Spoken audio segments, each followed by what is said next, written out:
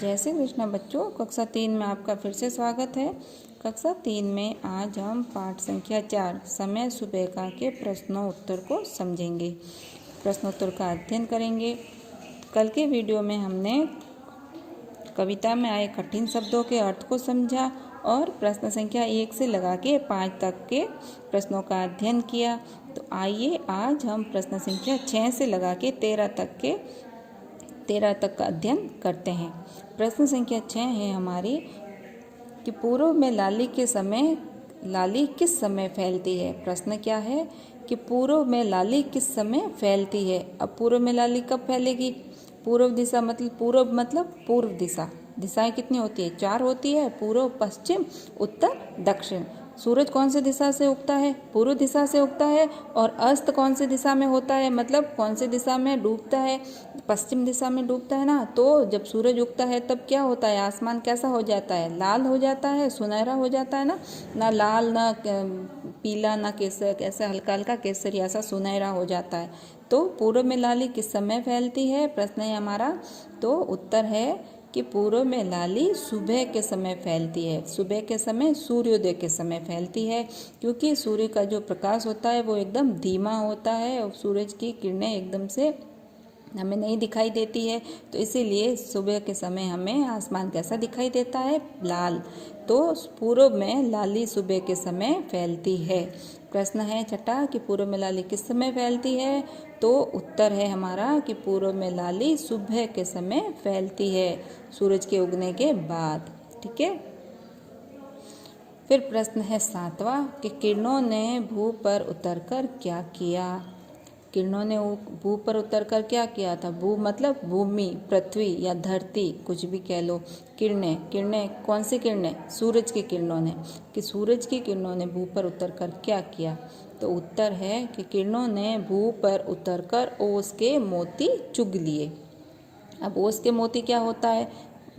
कविता में समझाया था ना। ओस के मोती मतलब जब बारिश में या फिर सर्दी के अंदर सुबह जब आप लोग उठते हो तो आपको क्या दिखाई देता है? पत्तों पर, गाड़ियों पर पानी की बूंदें दिखाई देती है। तो वही पानी की बूंदें ओस के कण कहलाते हैं। क्या कहलाते हैं? ओस कहलाती है ना। तो किरणों ने भू पर मतलब पृथ्वी पर उतरकर ओस के मोती चुग लिए। ओस के मोती चुग लिए मतलब वो जो पानी की बूंदें थी उनको सोख लिया। अब सुबह सुबह जब आप देखोगे तब घास में, पत्तियों पर क्या होता है? पानी की बूंदें दिखाई देती है। मगर जैसे ही सूरज उगता जाता है, सूरज की किरणें तेज होती है तो क्या होती है? वो पानी की बूंदें गायब हो जाती है। वो कहाँ गायब हो जाती है? वो वापस भाप बन के आसमान में उड़ जाती है ना, सूरज की किरणों से, सूरज के तप से। जो सूरज का तप होता है उससे वो किरणें वापस भाप बन के उड़ जाती है। तो प्रश्न 7वां है कि किरणों ने भू पर उतरकर क्या किया। तो उत्तर में हम लिखेंगे कि किरणों ने भू पर उतरकर ओस के मोती चुग लिए। ठीक है। फिर 8वां प्रश्न है हमारा कि फूली नहीं समाई डाली से क्या तात्पर्य है। कविता की पंक्ति है कि फूली नहीं समाई डाली से क्या तात्पर्य है। अर्थ क्या है? फूली नहीं समाई डाली का क्या अर्थ है या क्या तात्पर्य है।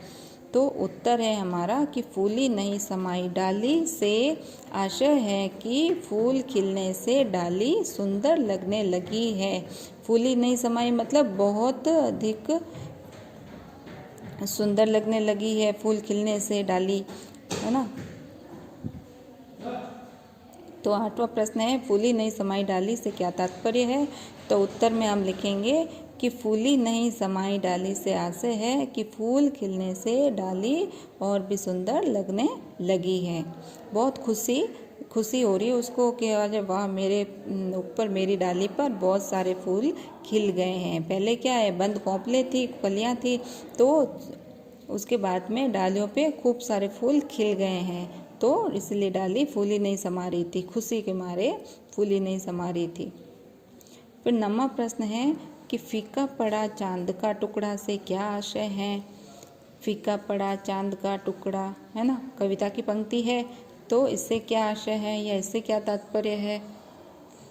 तो उत्तर में हम लिखेंगे फीका पड़ा चांद का टुकड़ा, मतलब चांद की रोशनी क्या हो गई थी, फीकी हो गई थी। किससे फीकी हो गई थी? सूरज के उगने से। सूरज जब आसमान में उगता है तो हमें तारे दिखाई देते हैं, चांद दिखाई देता है? नहीं दिखाई देता है। कैसा चांद हो जाता है? एकदम सफ़ेद रंग का हो जाता है। पूरी रात तो वो हमें एकदम पीला पीला पीला दिखाई देता है, और चांद की रोशनी से क्या होता है, रोशनी हो जाती है ना रात में। तो जैसे ही सूरज उगता है तो चांद की रोशनी कम हो जाती है, और आसमान में जो तारे टिमटिमा रहे होते हैं वो तारे भी हमें नहीं दिखाई देते हैं, पता नहीं कहाँ छुप जाते हैं। तो सूरज की रोशनी से छिप जाते हैं। आप सोचते होंगे कि तारे दिन में कहाँ गायब हो जाते हैं, तो तारे दिन में गायब कहीं नहीं होते, होते आसमान में ही हैं। मगर सूरज का प्रकाश इतना तेज होता है कि तारे और चांद फीके पड़ जाते हैं। सूरज की रोशनी से हमें चांद और तारे दिखाई देना कम हो जाता है। तो फीका पड़ा चांद का टुकड़ा से आशय है कि सुबह का उजाला होने से चांद की चमक कम हो गई है। किसकी चमक कम हो गई? चांद की। चांद की जो चांदनी होती है उसकी चमक कम हो गई है। फिर प्रश्न संख्या 10 है कि कविता में किस किस समय का वर्णन किया गया है। तो इसमें 4 ऑप्शन है, अ, ब, स, द। तो इन अ, ब, स, द में से जो सही है उसको हमें नीचे उत्तर लिख के उस लाइन को लिखना है। ठीक है, अगर जैसे अ सही है तो यहाँ अ लिख के उसके आगे क्या है, दोपहर का, तो यहाँ आगे दोपहर का लिखना है। तो अब देखिए इसमें से उत्तर कौन सा सही होगा कि कविता में किस समय का वर्णन किया गया है। तो अ में है दोपहर का, कविता में कवि दोपहर का वर्णन कर रहा है? नहीं, तो ये ऑप्शन गलत हो गया हमारा। तो शाम का, ब में है शाम का, तो ब भी गलत हो गया क्योंकि कवि तो शाम का वर्णन कर ही नहीं रहा है। मतलब शाम के, हम लोग बात किस समय की कर रहे हैं? सुबह के समय की बात कर रहे हैं, तो दोपहर का समय नहीं है, शाम का समय भी नहीं है। स में है सुबह का, तो हाँ ये सही है। फिर द में है रात का, तो नहीं, हम रात का जिक्र नहीं कर रहे हैं। कवि रात के समय की बात नहीं कर रहा है, कवि बात कर रहा है सुबह के समय की। कौन से समय की बात कर रहा है कवि? सुबह के समय की। तो उत्तर हमारा 10वें प्रश्न का उत्तर क्या हो जाएगा? स में क्या है? सुबह का। तो यहाँ हमने उत्तर लिख दिया और आगे हमने लिख दिया लाइन में स बना, कोष्टक में स बना के लिख दिया उत्तर सुबह का समय। तो कवि किस समय का वर्णन कर रहा है कविता में? तो सुबह का। ठीक है, फिर है प्रश्न संख्या 11। सुबह आसमान का रंग कैसा हो गया है? अ में है सफ़ेद, ब में है सुनहरा, स में है काला और द में है नीला। तो सफ़ेद नहीं, सफ़ेद नहीं हुआ था। सुनहरा, हाँ सुनहरा हुआ था। स में काला, नहीं काला रंग नहीं हुआ था आसमान का सुबह के समय। और द है नीला, तो नीला भी नहीं था। तो सुबह के समय आसमान का रंग कैसा था? पूर्व की दिशा कैसी थी? सुनहरा, सुनहरी, है ना। तो उत्तर हो जाएगा हमारा ब, सुनहरी। सफ़ेद नहीं होता है, काला बारिश के समय होता है और नीला बिना बारिश के होता है ना। सफ़ेद बादल दिखाई देते हैं हमें, आसमान नीला होता है हमेशा। प्रश्न संख्या 12 है, सुबह उठकर बांग किसने लगाई? बांग कौन लगाता है? एक ही पक्षी लगाता है बांग, जो होता है मुर्गा। हमेशा मुर्गा ही बांग लगाता है सुबह के समय। तो सुबह उठकर बांग किसने लगाई? अ में है मुर्गों ने, ब में है चिड़िया ने, स में है कोयलों ने और द में है तोते ने। तो सुबह उठ के बांग किसने लगाई थी? मुर्गों ने। तो हमारा उत्तर क्या हो जाएगा? अ, मुर्गों ने। सुबह उठकर बांग किसने लगाई थी? सुबह उठकर बांग मुर्गों ने लगाई थी। फिर प्रश्न संख्या है 13। सुबह के समय अंगड़ाई किसने ली थी? तो सुबह के समय अंगड़ाई किसने ली थी? अ में है तितलियों ने, ब में है भंवरों ने, स में है फूलों ने और द में है कलियों में। तो हमारा उत्तर क्या हो जाएगा? देखिए, सुबह के समय अंगड़ाई किसने ली थी? तितलियों ने। नहीं, अंगड़ाई तितलियों ने नहीं ली थी। भंवरों ने, भंवरे तो फूलों का रस चूस रहे थे गुनगुन कर बगीचे में। फिर फूलों ने, नहीं फूलों ने भी अंगड़ाई नहीं ली थी। तो उत्तर हो जाएगा हमारा द, ऑप्शन एक ही बचा हमारे पास में द। तो सुबह के समय अंगड़ाई किसने ली थी? कलियों ने। तो हमारा उत्तर क्या हो जाएगा? द, कलियों ने। ठीक है, तो हम नीचे उत्तर लिख के कोष्टक में द लिख के, द में क्या है हमारा ऑप्शन? कलियों ने। तो उत्तर लिख देंगे हम कलियों ने। ठीक है बच्चों, तो एक बार वापस से देख लेते प्रश्न उत्तर। पूर्व में लाली किस समय फैलती है? तो पूर्व में लाली सुबह के समय फैलती है। किरणों ने भू पर उतरकर क्या किया? किरणों ने भू पर उतरकर ओस के मोती चुग लिए। फूली नहीं समाई डाली से क्या तात्पर्य है? फूली नहीं समाई डाली से आशय है कि फूल खिलने पर डाली सुंदर लगने लगी है। प्रश्न संख्या 9 है, फीका पड़ा चांद का टुकड़ा से क्या आशय है? फीका पड़ा चांद का टुकड़ा से आशय है कि सुबह का उजाला होने से चांद की चमक कम हो गई है।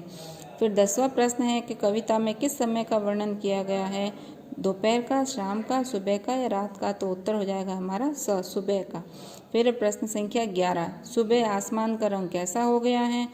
अ सफ़ेद, ब सुनहरा, स काला या द नीला? तो ब हो जाएगा हमारा उत्तर, ब सुनहरा। फिर प्रश्न संख्या 12 है, सुबह उठकर बांग किसने लगाई? तो सुबह बांग कौन लगाता है? मुर्गे ही लगाते हैं, तो हमारा उत्तर हो जाएगा अ मुर्गों ने। फिर प्रश्न संख्या 13 है, सुबह के समय अंगड़ाई किसने ली? तो सुबह के समय अंगड़ाई कलियों ने ली थी। ठीक है बच्चों, इस काम को आपको कॉपी में सुंदर राइटिंग में लिखना है और उसके बाद में इस प्रश्नों को याद भी करना है।